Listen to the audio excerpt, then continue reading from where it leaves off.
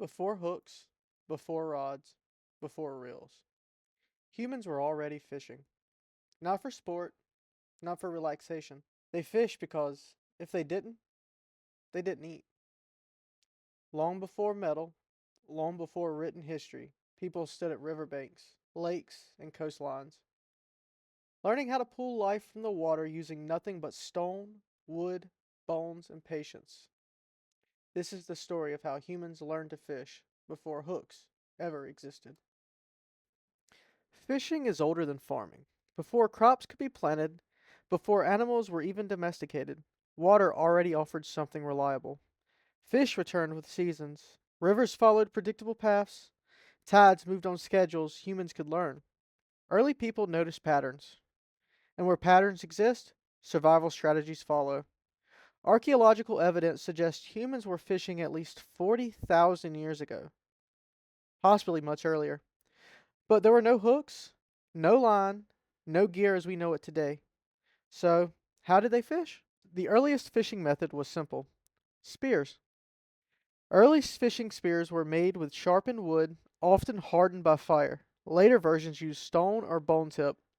These weren't thrown from a distance. Fishing meant standing close, in shallow water, watching patiently. Timing mattered more than strength. Fish were often taken at dawn or dusk when water was calm or visibility was good. In some cultures, fire or torchlight was used at night to attract fish, stunning them briefly before the strike. It wasn't efficient, but it worked. And for early humans, that was enough. Spears required skill. Traps required understanding. Fish traps may be the most important fishing invention before hooks. Early people learned that fish move with currents. They follow water flow. So humans built barriers, stone walls, wooden stakes, woven fences that guided fish into confined spaces where escape was nearly impossible. Some traps were temporary, others were permanent structures used for generations. These traps didn't catch one fish, they caught many. And more importantly, they worked even when people weren't there.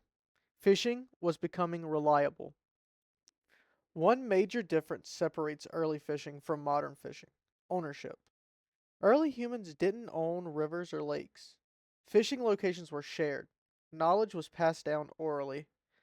When fish runs came, entire groups worked together. Fishing wasn't recreation. It wasn't identity. It was survival. And survival meant cooperation.